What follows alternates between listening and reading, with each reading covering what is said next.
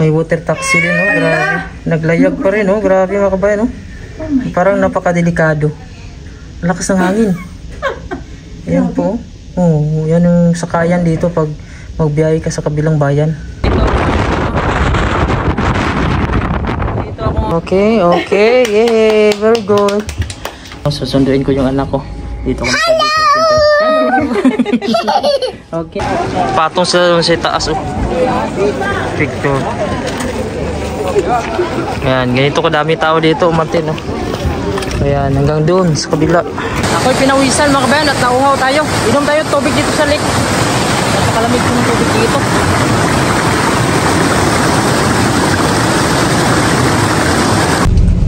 Good morning mga kabayan. Ngayon papunta tayo ng trabaho. Maulan lang ngayon mga kabayan, medyo malakas-lakas. So ganito dito yung Greenland. Kahit summer po dito mga kabayan ay masama medyo yung panahon. Malakas yung hangin. Yan, medyo wala pang pumapasok. Ito yung buong paligid natin.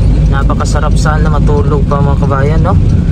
Pagka ganito, ang hirap kasi pumasok pagka tuwing umaga na malamig, lalo na pag umuulan. Sarap humiga. Ang sarap mag-absent. Pero wala tayong magawa kasi wala tayong kita kasi per hour yung trabaho natin dito. Pag hindi tayo nagtrabaho, wala tayong ipangbayad. Ayan. Tingnan nyo mga kabayan, no? Yung mga damo mas lalong nabuhay pag naulanan siya. Tapos pag sa araw naman mga kabayan, yan, parang nag-yellow green siya. Ayan po, ito po yung paligid natin. Napakatahimik. Napakasarap magstay na lang sa bahay at magkapi-kapi, no? Ayan, nandito tayo sa tinatrabuhan ko ngayon mga kabayan, no? Tingnan nyo dito yung dagat natin, no? Kung gaano kalakas yung hangin. Ayan po. Ang lakas ng alon. Ito po yung panahon natin ngayon, no? Tapos kanina umulan. Tapos ngayon, ayan, no? Nililipad mo pa, no? Yung plastic. Dahil sa lakas ng hangin. Doon pa yung galing sa itaas. Ayan po yung dagat natin. Grabing lakas ng hangin mga kabayan. Ayan po. Lakas ng hangin doon sa may dagat, oh. Grabe. Dito ako ngayon magkasalit kasi kunin ko yung anak ko. Oh, grabe, super lakas ng hangin dito. Ayan, naman tayo.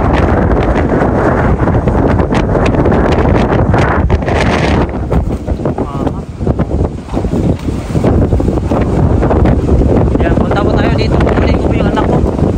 Ayan, lakas ng hangin. Yung sasakyan, tingnan nyo, sumasayaw-sayaw siya. Pati yung sasakyan natin. Ayan po. Ayan po kalakas yung hangin, oh. Ayan, so ganito sa Greenland mga kabayan, no?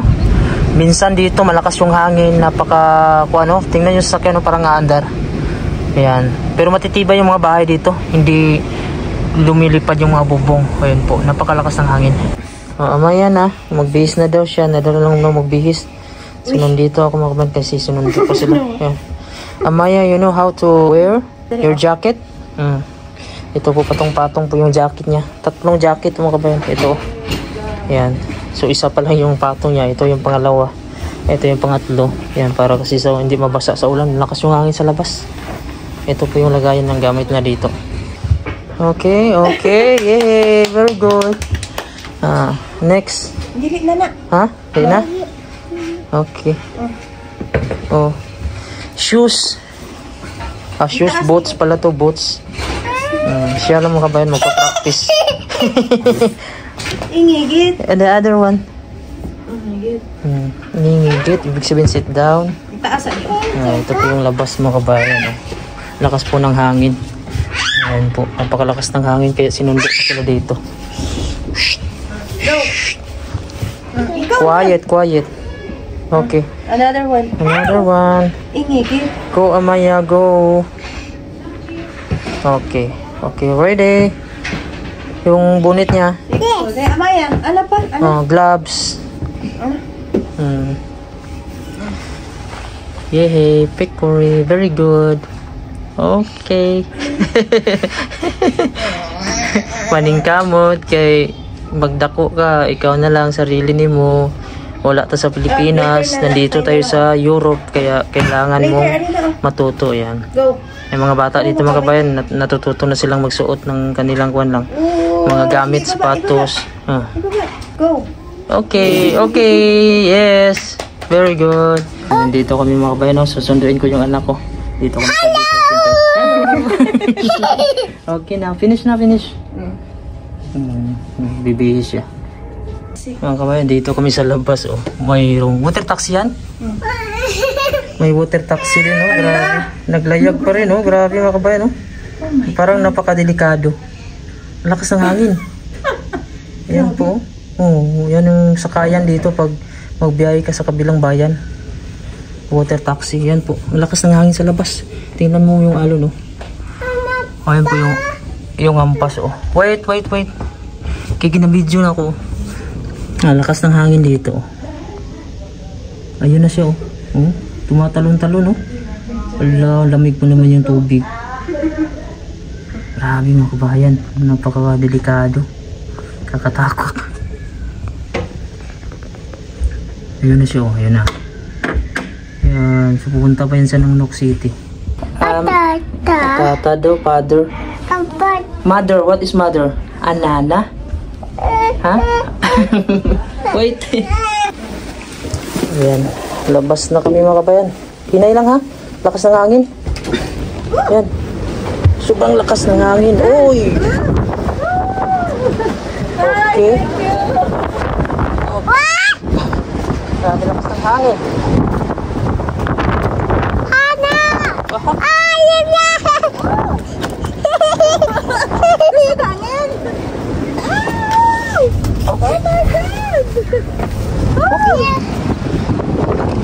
Grabe lakas ng hangin mga kabayan, no? Kaya sinundo ko na lang sila. Diyan lang yung bahay namin sa likod. Hindi sila pwedeng maglakad dahil baka madapa.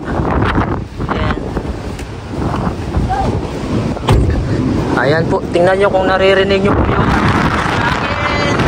Woo! Ito na yung nangyayari dito ngayon mga kabayan, no? Napakaraming tao. So hindi ko alam kung ano ito. Ayan po. So marami pong tao nagsilabasan. Traffic dito, traffic.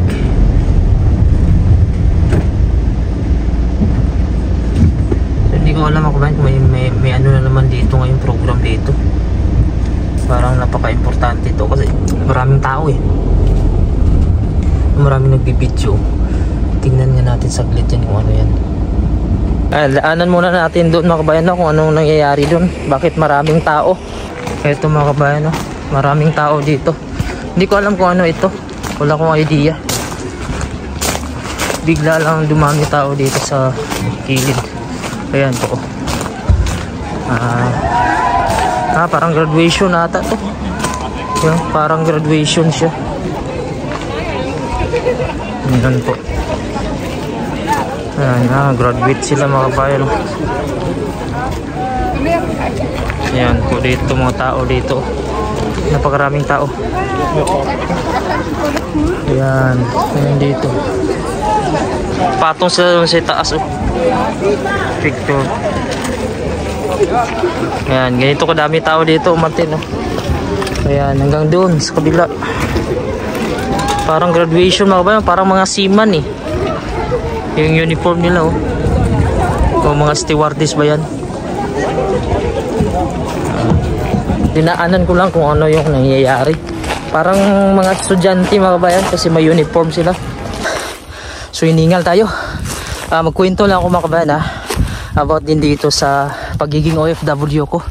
Minsan mga kabayan may mga kaibigan ako dati, mga classmate ko sa Pilipinas na minsan nag-message sila sa akin yung pahiram ng pera. Mali naman kasi minsan mga kabayan yung sasabihan mo na pahiram ng pera. Minsan hindi ka napapahiram ng mga kakilala mo kasi mali yung pag-approach mo. Alam mo minsan kami mga OFW mga kabayan, hindi naman kami madamot. Kapag mayroon kaming mga extra, nagpapahiram kami. Mayroon kasi akong kakilala, alam mo yung hindi naman kayo nagmi-message yung tagalan ng panahon. kasi sila dati mga kabayan, mayroon silang kaya sa buhay. Hindi man sila dumaan ng hirap nung maliit pa, palaro-laro lang sila, hindi din nag-aral ng college. Ako, mahirap lang ako. Gusto ko maranasan yung kahit kunting ginhawa. Nagsumikap ako, nag-aral hanggang dito, nakapagtrabaho tayo. Tapos nung lumaki na sila, nagkapamilya, siyempre pag wala ka pinag-aralan, tapos yung yaman yung mga kabayan, kung nawala na dati, marami naman kayong magkakapatid, hirap din sa buhay talaga kapag wala kang pinag-aralan, wala kang negosyo, wala kang kita, kung aasa ka lang sa magulang mo. Bigla lang naman nag-message sa akin, sasabihin na pwede pasin naman ng GCash dyan. Grabe, sabi ko, grabe naman, mali naman kasi yung approach niya, na sabihin niya pahingi naman dyan ng pera, pasin GCash kasi mahirap. Ganito mga kabayan, tuturuan ko kayo para yung mga OFW, bakit hindi kayo napagbibigyan. Pag matagal na kasi kayong wala kayong communication, as in wala talaga communication, kuhan muna, friend naman kayo sa Facebook, mag-like ka muna. Like muna, like yung mga post niya. Tapos katagalan yun, mag-heart ka, mag-care. Tapos hanggang i-share mo na para mapansin niya. Ay, sinare niya yung post ko, in-heart niya. Parang makuha mo yung loob. Huwag yung bigla agad na mag-text lang na pwede pasin GCash naman dyan, pwede pahingi ng pera. So yun yung tips ko mga kabayan, para makuha nyo yung loob. Tapos pagka habang mapansin niya yan, doon ka na mag-message. Huwag po agad na sabihin mo na, ay pwede pa hingi naman ng kuha dyan. Sabihin mo na, ay kuha talaga, pwede ba makahiram ng pera? Direct to the point, kasi yung anak ko kailangan talaga ng kuha, yung halimbawa sa hospital, tapos yun babayaran ko lang. So baka makuha niyo yung atensyon. Pero kung hindi niyo makuha yung atensyon mga kabayan, ito yung advice ko sa inyo, na tingnan mo minsan kung saan sila pumunta, kung makain ba sila. Minsan pag, di ba, nakapag-post sila nga na nandito kami sa may restaurant, tawagan mo, wag ka nang mag-chat. Sabihan mo na, tawagan mo agad, diretso mo tawag, malay mo sagutin, di ba? Kasi pag tawag mo mga kabayan, kapag sinagot yan, mataas yung tsansa. Sabihin, uy Brad, kumusta? Brad, baka pwede naman pahiram dyan ng pera. So ganun, hindi na yung pwede ba pa-send GCash, tapos i-message mo lang, tapos hindi naman kayo nagmi-message nung dati pa. Kaya yun yung mga tips ko mga kabayan, no? Baka sakaling mapahiram kayo, siyempre kumain sa restaurant, mahiya naman yung tao na hindi magpahiram. Magkano ba yung hiramin mo para hindi ka mapagbigyan? So ganun yung tips ko. Pag malaman mo na kumakain sila sa labas, tawagan mo agad, sabihin mo diretso agad, pwede makahiram ng pera. Ayan. So yun mga kabayan, no? Pero yung sinasabi ko mga kabayan, mga pabiro yun, pero totoo yun. Kayo mga kabayan, no, yung mga iba na hindi nakaranas na bilang OFW, hindi naman nila maintindihan yun, yung pagiging OFW, kung gaano kahirap itain yung pera, kung bakit kailangan pa naming lumabas malayo sa pamilya para magkaroon ng pera. Hindi nila maintindihan yun hanggat hindi nila nararanasan maging OFW. Minsan kasi yung mga tao yung sa Pilipinas na hindi nila naranasan, halimbawa nakita nila ako dito, ay sa Greenland, no, ice, pakuan lang, pakain-kain lang doon, patulog-tulog, pasyal-pasyal, vlog-vlog lang si Ryan doon, pero hindi nila nakikita yung hirap dito kung paano makitain yung kuan pera. Oo, nandito na tayo, medyo maganda yung kitaan dito, pero yung malayo ka sa lugar mo, sa pamilya mo, ayun yung hindi nila maintindihan. Kaya minsan, kayo mga sa Pilipinas, huwag kayong magtampo kung may mga kamag-anak kayo, hindi kayo napagbibigyan. Kasi minsan, may mga mas inuuna sila, mas pinapriority sila, no? Ayun mga kabayan, pababa na tayo, no? Doon tayo galing kanina, oh. Tapos yung pagbaba mga kabayan, mas okay mga kabayan yung pagbaba. Ang problema nito, kapag wala nang lakas yung mga tuhod mo, yung mga binti mo, ay medyo manginginig ka na. At talagang titingin ka dito sa mga daanan. Dahil kapag pababa, medyo buwelo na yan mga kabayan. Maaari kang matalisod ba yan, matipalok sa Bisaya pa. O mahulog ka dyan sa bangin, oh, napakataas pa naman. Kaya talagang tingin-tingin tayo dito sa dinadaanan natin, sa bawat hakbang natin. Ito pa yung view natin, oh. Nag-green na siya mga kabayan, oh, mga lumot-lumot. Ayan. So yun pa yung babae natin, oh. Napakalayo pa natin. Ayan po. So nandito pa tayo sa itaas. Ako'y pinawisan mga kabayan at nauhaw tayo. Inom tayo tubig dito sa lake. Napakalamig po ng tubig dito.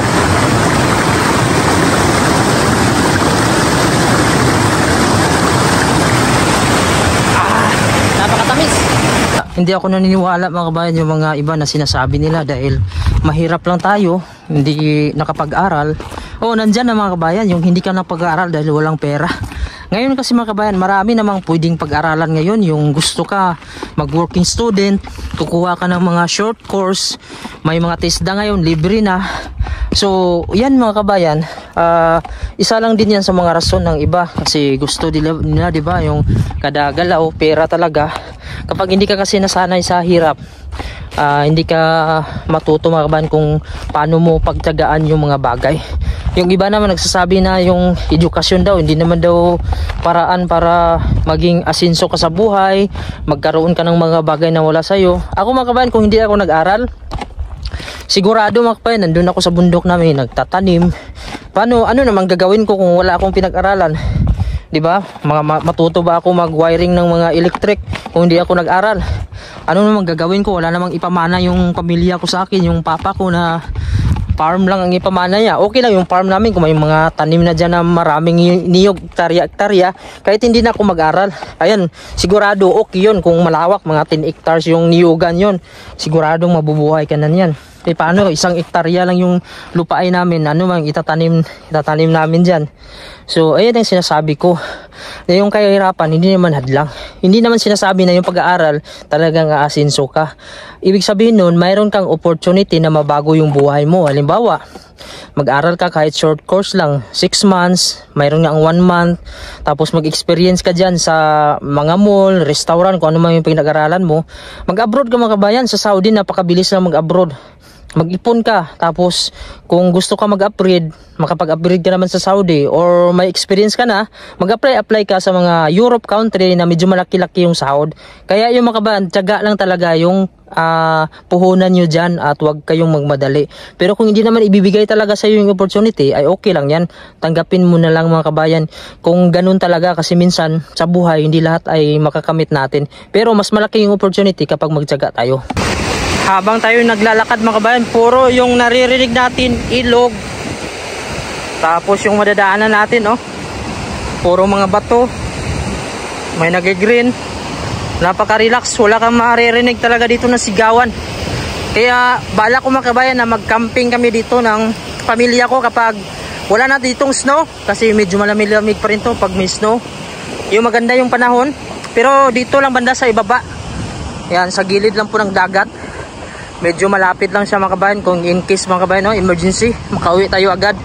Hindi kagaya dun sa pinuntahan natin, medyo mahaba-haba pa yung lakbayin natin pababa at ang hirap magdala ng mga gamit. Kailangan mo talaga ng lakas bago ka makaahon sa itaas. May mga gamit pa.